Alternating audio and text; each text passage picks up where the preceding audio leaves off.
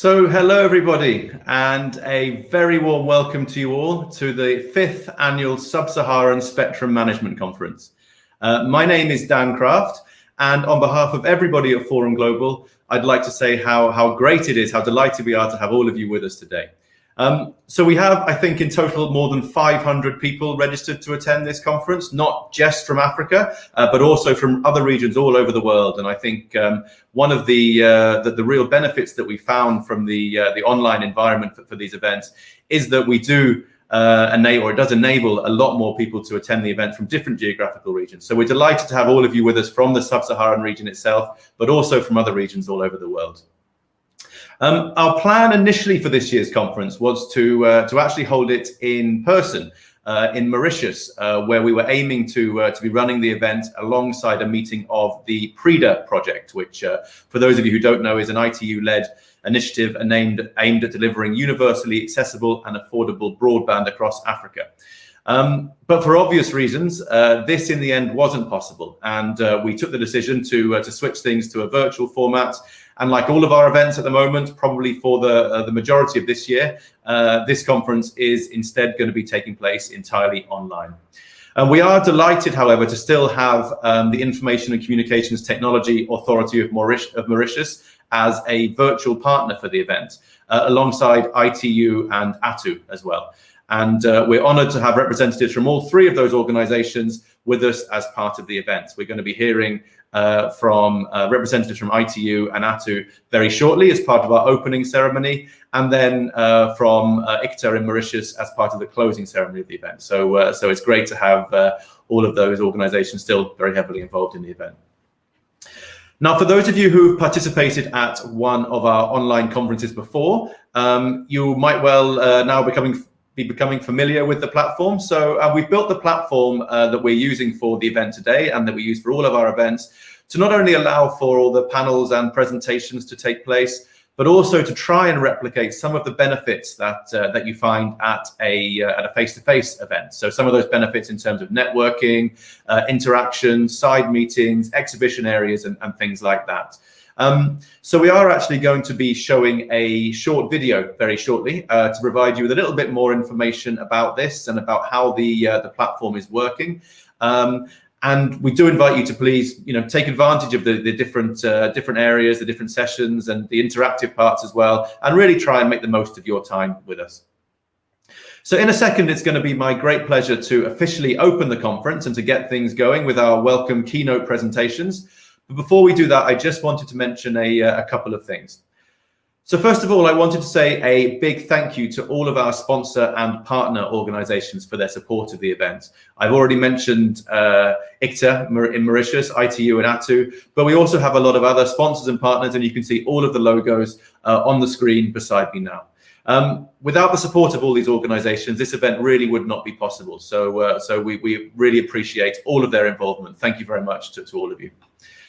I also wanted to mention the hashtag for the event. So as well as being broadcast here on the event platform, the event is being streamed live on Twitter via our Global Spectrum Series Twitter page. And you can see just appeared at the top of the screen there is the hashtag that we need to use. So for anybody who is following the event on Twitter, or for anyone who is on the platform but might want to check out what's being said on Twitter or to tweet about the event, you can do that by using the hashtag you can see at the top of the screen here, which is hashtag Sub-Sahara Spectrum. And finally, the presentation. So all of the PowerPoint slides and the presentations that are being made during the duration of the event are going to be available for you to download and to view afterwards. So a link to those presentations would have been emailed to you. I think earlier today, you should have received an email with a link to those presentations on that. It's also available in the reception area of the website. So please do check those out, and you can download presentations and view the PowerPoint slides from all the presentations that are happening today. So on to the program for today. So you can see the program here appeared just next to me on the screen. So we have 4 different parts to the program today. So very shortly, I'm going to be introducing our distinguished keynote speakers, and we're going to have the welcome presentations. So that'll be happening very shortly here on the main stage. Following that, we're going to have the first of our discovery sessions. So we're going to have a session where we're giving you an opportunity to find out a little bit more about the platform, and also to maybe start checking out the networking area and start having some one-to-one conversations and meeting with some of your fellow attendees here. Following that, we then move back here onto the main stage for the first of our main sessions, our main kind of discussion sessions. We have a fireside chat, which is going to be looking back at a review of WRC 19. So looking back at the outcomes of WRC 19 and some of the implementation that's happened since then. And finally today, we are finishing off with our first round of showcase sessions. So I'll be giving you a little bit more information about the showcase sessions shortly, but we have the first of those running today. So so that'll take place at 4:15 to 5 o'clock. And you can find the stages for the showcase in the stages area of the platform, and you'll see alongside the main stage there's 3 different showcase stages, and you can see those and view your preferred option for the showcase sessions using those stages there. So the 3 showcases we have going on today, you can see they're hosted by 3 of our partner organizations. So we have a showcase entitled 5G is On, being hosted by Huawei, a showcase hosted by Qualcomm, looking at technology roadmap of millimeter waves, and a showcase hosted by Microsoft, looking at dynamic spectrum access for an inclusive digital Africa. Now, these sessions will all be running in parallel, but don't worry, they are all being recorded. So if you, for the 2 sessions that you're not able to watch, you can catch up on those afterwards and watch those back there. So there will be an opportunity to do that. So we have lots going on, and this is just day 1. So we're really looking forward to what is hopefully going to be a very interesting and definitely a very packed 4 days in total.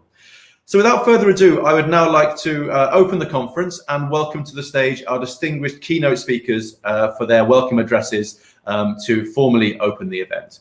So we are delighted to have 2 excellent guests with us, excellent guest speakers with us, and I'd like to now bring those to the stage. So we have, first of all, John Omo, Secretary General of the African Telecommunication Union. Welcome, John. And we also have Mario Manovitz, Director of the Radio Communication Bureau at ITU. So Mario, welcome to you as well. Now, as I mentioned earlier, alongside ICTA, ATU and ITU are 2 of the main partners for this event, and actually have been, I think, for all of the previous editions of this event as well. So so we really do appreciate the support that both ATU and ITU provide the event, and are delighted and honoured to have John and Mario with us here to provide the opening keynote presentations. So first of all, I would like to now pass the floor to John Omo. And John, I'd like to invite you to please provide us with your keynote welcome address. Over to you. Thank you very much. I want to thank the organizers of this event, Forum Global, and also recognize the presence of my friend from the ITU Radio Communications Bureau, Mario Manievich, and of course the representatives of ICTA who are hosting this forum online, distinguished participants, ladies and gentlemen.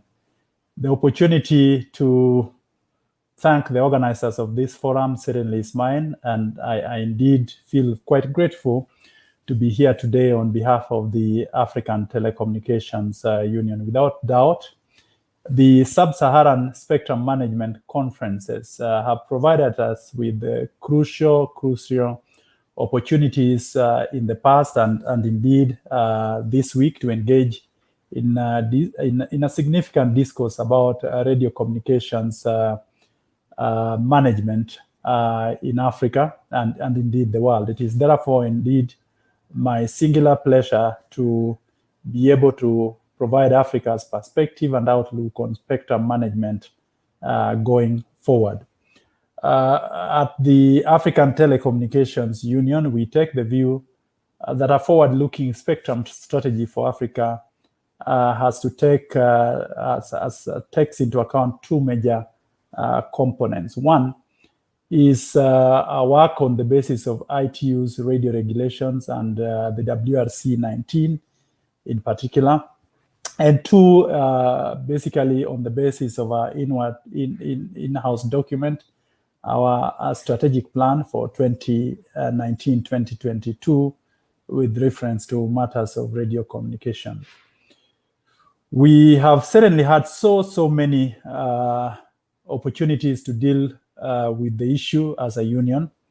And so to expound on the first one, which is, the WRC 19, and the radio regulations to which many of us are aware, and which form the basis and the primary treaty for management of radio spectrum. I do believe that is also the case for our other 5 regional telecommunications organizations, our counterparts in other regions. As you are aware, the significance and role of World Radio Conferences in revising the RR radio regulations in the continuing quest for the world to ensure that radio spectrum serves and benefits mankind cannot be gainsaid. Accordingly, World Radio Conferences have so much to do with shaping Africa's spectrum strategy as with other regions as well. And so in this particular case, I want to highlight some of the outcomes of WR19, which today is shaping quite a bit of our spectrum strategy in Africa in a great way. Certainly, all the outcomes of WRCs are significant, but I will mention just a few that quite in some way shape our strategy in Africa. The first one, distinguished ladies and gentlemen, is the revision of recommendations ITUR M1036. That recommendation contains the endorsement custom of utilizing the spectrum bands identified for mobile systems. It was revised to include spectrum bands identified for mobile systems by WRC 15. The second one, which I will mention and highlight in a short while, is facilitation of new high-altitude platform stations, so-called hubs systems. This is in specific consideration of the terms of additional spectrum identification, and we do remain hopeful as the African region and are committed to ensuring that the new hub systems will help in our rural connectivity agenda in Africa. The third one is additional spectrum identification for IMT, the so-called mobile broadband. It is our expectation that additional spectrum identification for IMT between 24.25 and 86 gigahertz for IMT 2020 will support further growth of broadband and mobile communications in general. Broadband, especially mobile broadband, remains a key enabler of socio-economic development in Africa, as indeed is the case elsewhere. The fourth is the possibility for new usable satellite orbital resources for certain African countries. That was done through review of Annex 6 to Appendix 30, which envisages the determination for greater opportunity for African countries to acquire new usable satellite orbital resources in the broadcasting and fixed satellite plans. Following that review, the ITU and the ATU conducted a successful notice preparatory workshop in Nairobi, which culminated into quite successful preparation of notices by the concerned countries, and we still to this date remain grateful to the BR in that regard. 6 is the possibility to use fixed satellite services plan as a group of countries. The review of Appendix 30B, fixed satellite plans. So Appendix 30B procedures that are designed to provide for special procedures to enable developing countries seek utilization of the satellite resources in the fixed satellite services plan as a group of countries for economic reasons is something that we do welcome. And we will be sensitizing and continuing to work with our member states to take advantage of that opportunity. 7th is the broadband on board moving platforms, so-called ASIMs, and this is something that has been affected quite a bit in terms of its implementation by COVID-19, but we do expect that we will be working with our member states in this regard to ensure that moving objects, trains, aircrafts increasingly adopt mobile broadband on board those vehicles. 7th is enhancement of global maritime distress safety systems. The review of provisions relating to global maritime distress safety systems is part of the quest to enhance both safety and value for money via the introduction of a second operator for GMDSS system. And we do hope to work with the membership to ensure that that is implemented accordingly. And lastly, additional mandatory measures for illegal visas, and we are working with the member states already and hope to work with them increasingly to ensure that additional mandatory measures to ensure that illegal visas are phased out is done accordingly. Chairman, moderator, distinguished participants, ladies and gentlemen, based on WRC 19 outcomes, we have set our eyes on WRC 23 with our first ATU preparatory meeting, which was held about a month or so ago. Part of that meeting's agenda was to establish certain working groups to spearhead our work on the implementation of WRC 19 outcomes, as well as preparations for WRC 23.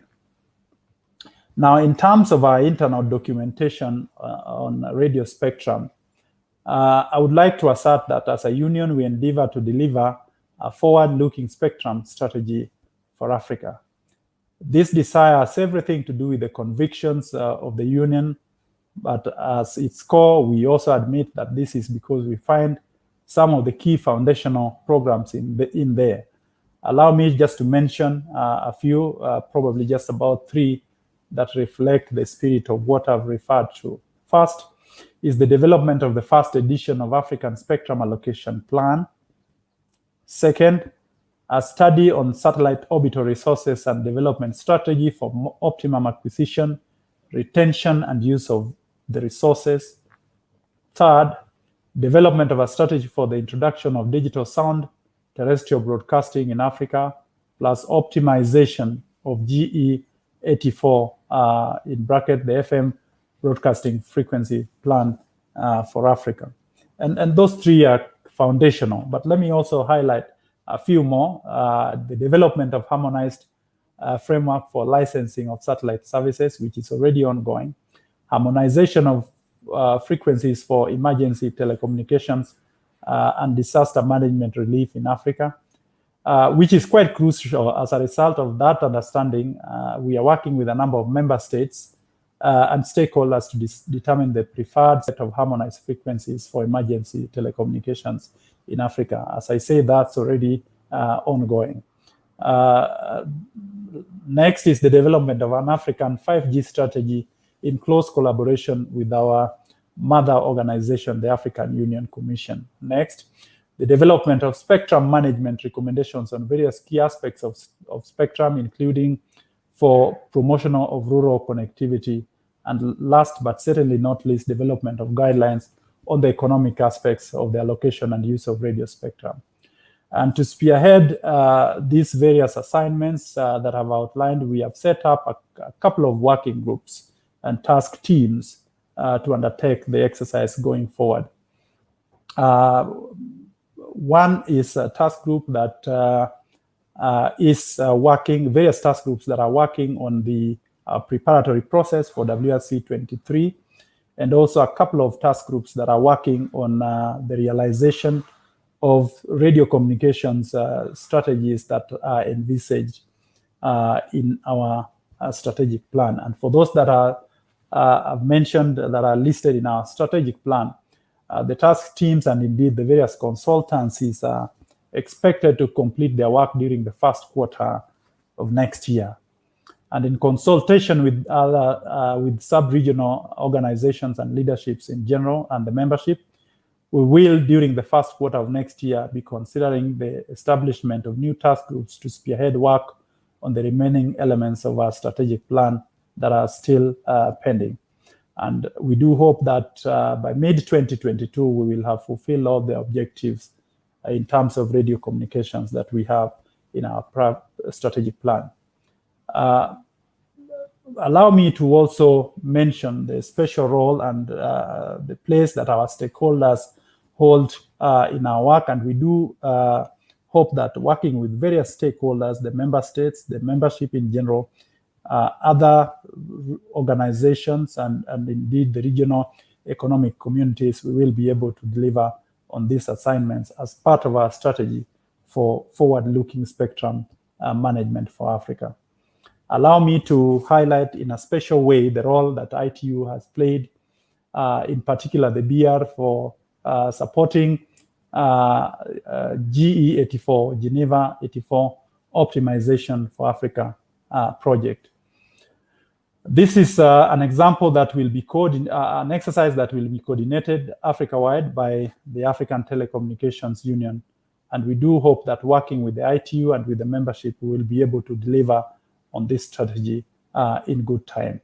And so I wish to thank also the private sector and the membership in general for continued technical contributions towards our work. We have a couple of partners in the private sector that we are working with currently, Eutelsat, Ericsson, Mozilla, and many, many others that I may not mention by name.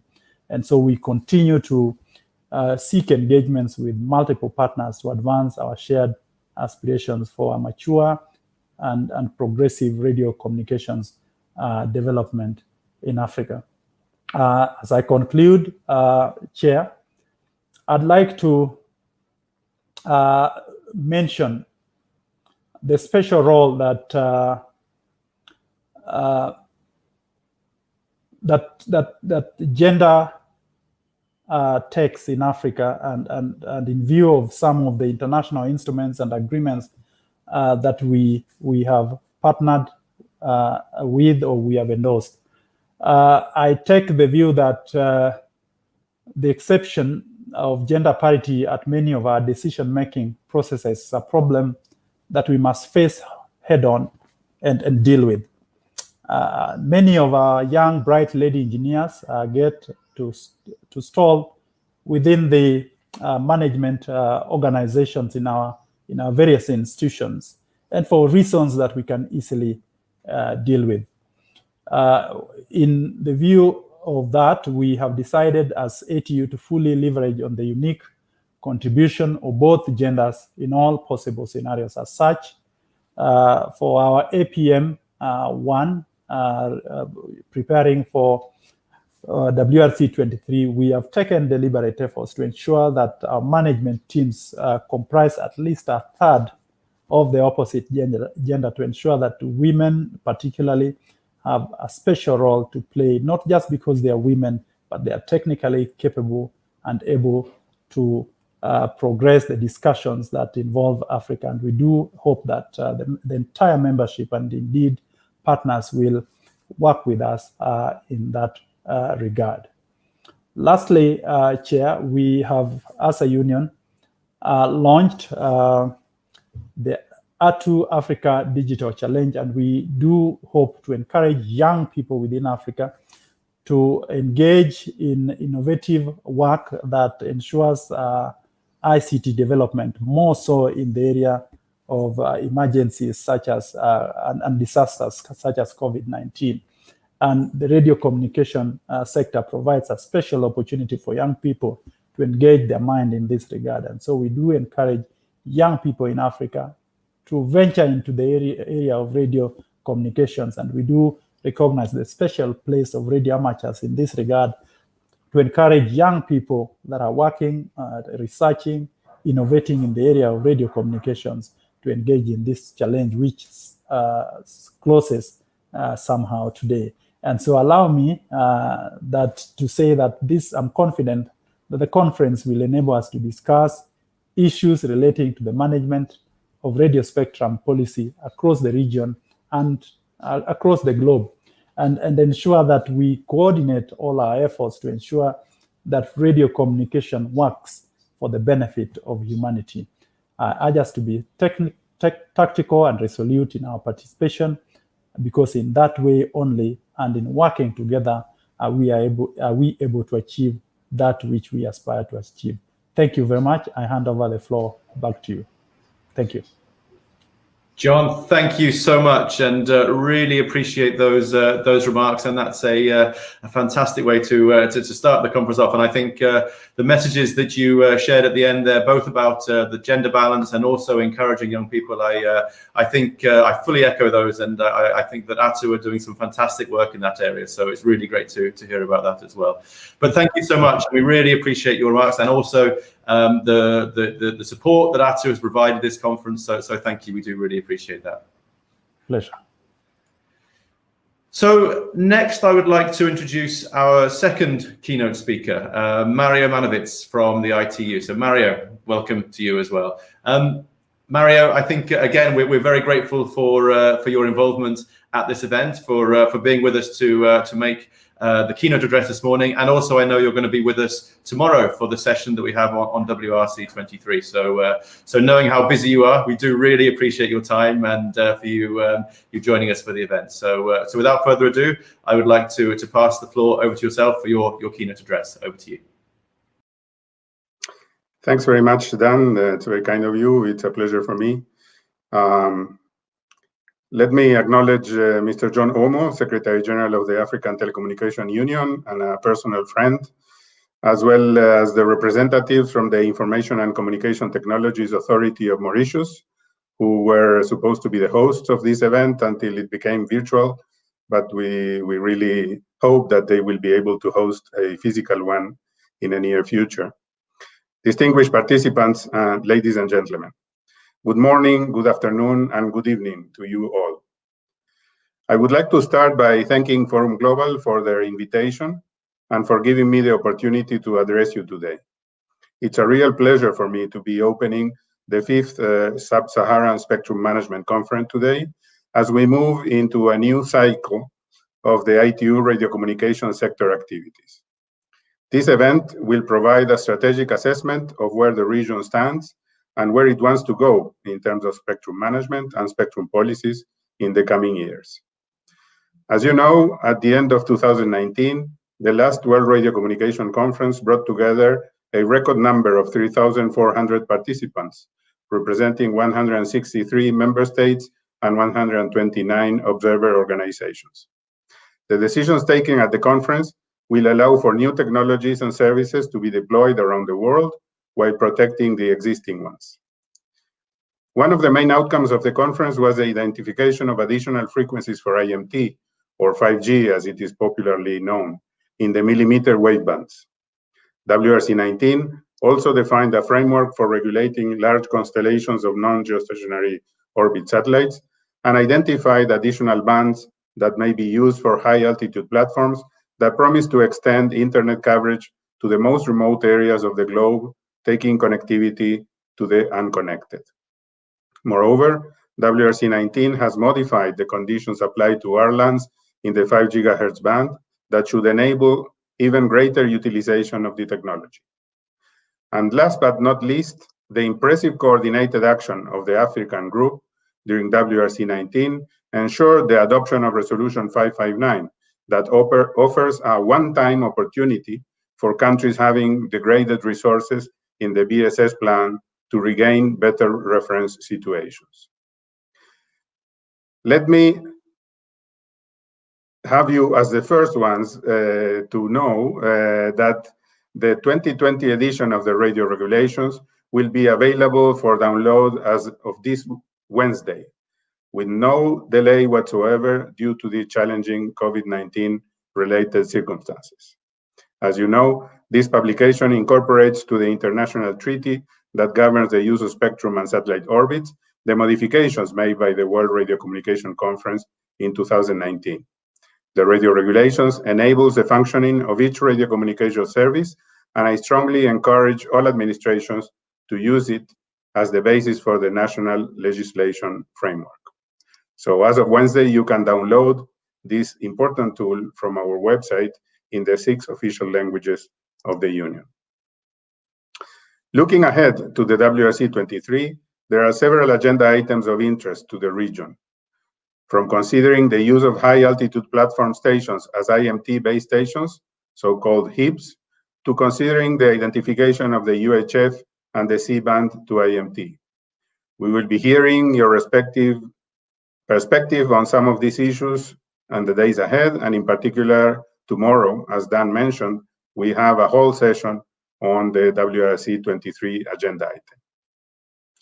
Ladies and gentlemen, if we look into the connectivity status of the African region, the ITU report on facts and figures of 2019 shows that only 28% of individuals are using the internet, as compared to a global average of 54%. We all know the difficulties faced by Africa: investment-related, infrastructure-related, and digital skills-related. Nevertheless, Africans remain with an unshakable faith in the future, and so they should. A BBC interview with African teenagers showed that they are far from short on ambitions. They are well aware of the challenges they face, but also confident that they will meet the moment. Many are having the opportunity to complete school, something that was not granted so easily to their parents. Young Africans attribute the improvement in their standard of living to one single reason: technology. The information and communications technology sector has the potential to improve the economic prospects of the continent by shifting the focus from a historical extractive industry to a service-based industry. Whether to enable young Africans to realize their dreams or whether to improve the economy of Africa, it is the role of each stakeholder on the ICT sector to ensure Africa rises to the challenge. Dear colleagues, before I conclude my opening remarks, I would like to share with you a quote from Yuval Noah Harari. When writing about the world after the coronavirus, he stated, "The decisions people and governments take in the next few weeks will probably shape the world for years to come." This statement fully applies to spectrum management. The measures taken during these COVID-19 times might have a very positive impact in the years ahead, or may otherwise turn out as poor temporary measures that became permanent. The pandemic has made evident the benefits of connectivity and has increased the utility functions for telecommunication services. Now more than ever, governments are willing to promote the development of the sector. Nevertheless, spectrum policies cannot be seen as a short-term fix. The provision of telecommunication services requires long-term investment and a predictable and stable regulatory framework. The radio regulations provide this framework. For over 114 years, the ITU has been updating the international treaty that governs the use of radio frequency spectrum and satellite orbits. But to leverage the benefits of global harmonization, national administrations need to incorporate the international regulations to their national framework. This includes, of course, utilizing spectrum as allocated or identified in previous conferences. Therefore, instead of adopting ad hoc strategies to address the need for connectivity, the development of a long-term national spectrum plan will ensure the spectrum is allocated to the services that will best serve the interest of the population, not only in the following months, but in the years to come. Dear friends, some believe we grow under adversity. This might be well the case. There is a hope that we will come out of this crisis stronger, more united, and with governments that are more aligned with the priorities and needs of their people. This Spectrum Management Conference is a great opportunity to discuss and exchange views amongst all stakeholders on the best strategies and policies for accelerating the digital transformation of society and creating the future that we want. I wish you a successful meeting, and I thank you very much for your attention. Mario, thank you so much for those words and for alongside John for opening the conference in this way. And I'm sure everyone will agree how fantastic it is to have Mario and John with us to represent ITU and ATU and to open the conference this way. So Mario, thank you again. And as I mentioned before, we're really looking forward to hearing more from you during the session tomorrow on WRC 23. So I'm sure that's going to be a fantastic session as well. So thank you. So that concludes our opening welcoming keynote session. And again, I'd like to say a huge thank you on behalf, I'm sure, of everyone out there to both John and Mario for their contributions and for setting the scene for the conference so well. So next up, we now move to a session that we are calling Make Your Introductions. So the idea for this session is that we wanted to give you all a little bit more information about the platform that we are using for the event, and all the different interactive areas that we have available.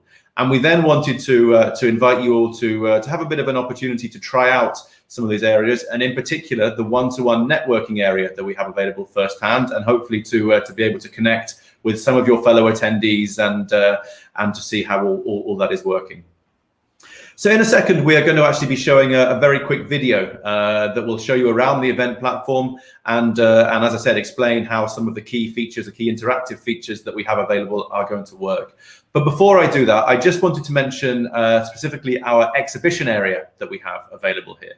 So alongside the sessions, alongside the meeting rooms, alongside the networking areas, we also have, as you'll see on the menu on the left-hand side of your screen, the bottom icon is for our exhibition area. So we have 6 different organizations who are exhibiting at the event this week. So we have Broadcast Network Europe, we have ASOA, which is the EMEA Satellite Operators Association, GSMA, Huawei, Intelsat, and Microsoft. So you can find the exhibition stands for all of those exhibitors in the expo area, as I said, by using the bottom button on the left-hand menu.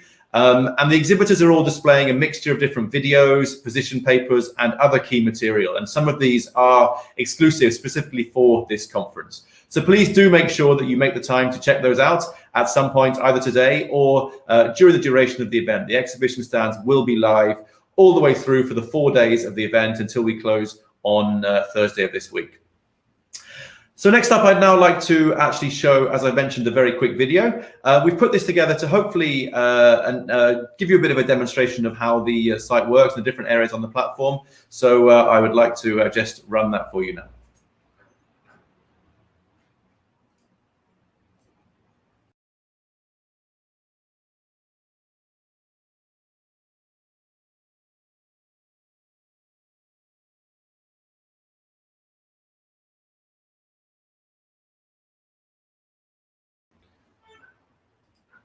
Okay, so we seem to have had apologies. We seem to have had a slight problem with the sound there. So what I'm going to do is just try and run that again. If you just bear with me, apologies for this. It's one of the delights of online events is the technical side of things. So I'm just going to try and start that one again, and we can see if we can get that video to work. If not, we will move on and can come back to that now. But let me just try that one more time, and hopefully we can get this the video to run properly. So.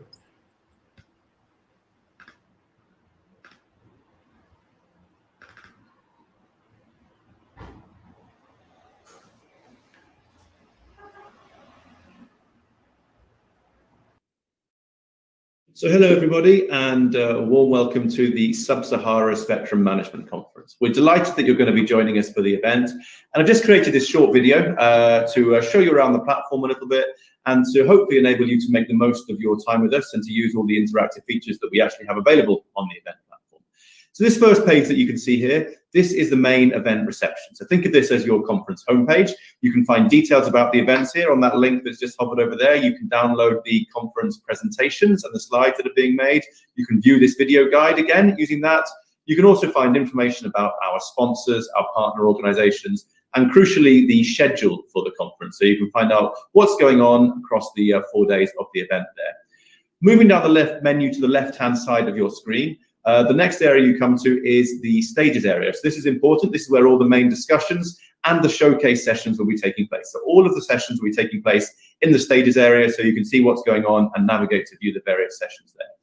Next down the list, as we navigate on the left-hand side, is the Have Your Say area. So this is the more interactive area. So the Have Your Say sessions, you'll see there are a few of those happening throughout the course of the event. That's your opportunity to bring your audio and video feed live up onto the stage and become part of the discussions. And we'll find out more about that later on.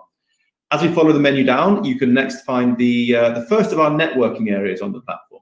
So again, there's going to be a few times during the program where we invite you to join the networking area. This area will randomly match you to another delegate, another attendee at the event. You can see I've been matched there with my colleague James. It'll give you the chance then to have a brief conversation with them and to choose to virtually exchange business cards, which you can do, and a way to meet new people and get some networking opportunities at the event. The second way to network on the platform is a more targeted way. So you can use the list of attendees on the right-hand side to to find out who's going to be attending. You can then send private messages to any individual on there, and then invite them using the button there to join you for a video call. So this is a targeted way that you can create one-to-one networking rooms, and you can actually invite up to 5 people to join you for that networking session. So you can use that to maybe reconnect with people you know already, or to target people that you want to have a chat with, and invite video calls in that way. Next area I wanted to look at was this area on the right-hand side. So you've seen the list of attendees that we have there. We also have a chat room which is running. So the chat room is going to be running throughout the duration of the event. Please be aware that you do have an event chat and a session chat, as you can see there. If you're actually taking part in one of the sessions and you want to comment on the discussions, use the sessions tab of that, or use the event one for more general chat, and you can add that in that way. The polls area is another way that you can get involved and get engaged with the discussions. As you see, you'll find the polls there. You can vote on those and see the results of those there, and they will also then be brought into the discussions. And the final area I wanted just to talk over was the exhibition area.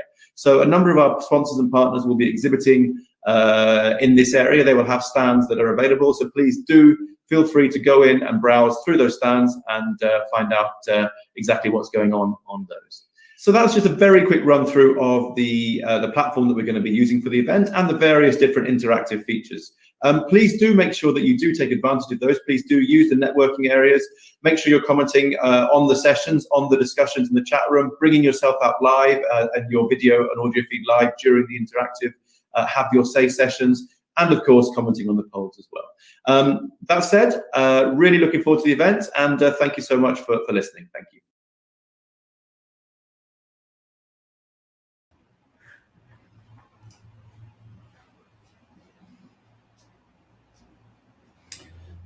So I hope that was useful for everyone. Apologies for the slight technical issues we had at the start there, but hopefully then the sound did start working and you were all able to follow that.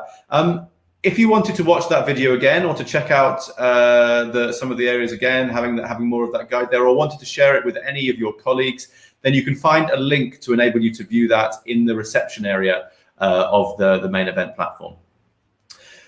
So next up, we now have around about 30 minutes or so left until the start of the next session. So we would like to invite you all to use that time for a short speed networking session. So if you have a look, and as we mentioned in that video, if you have a look down the left-hand side of your menu bar, the third icon down is the networking area. So we'd like to invite you all to make your way to that networking area.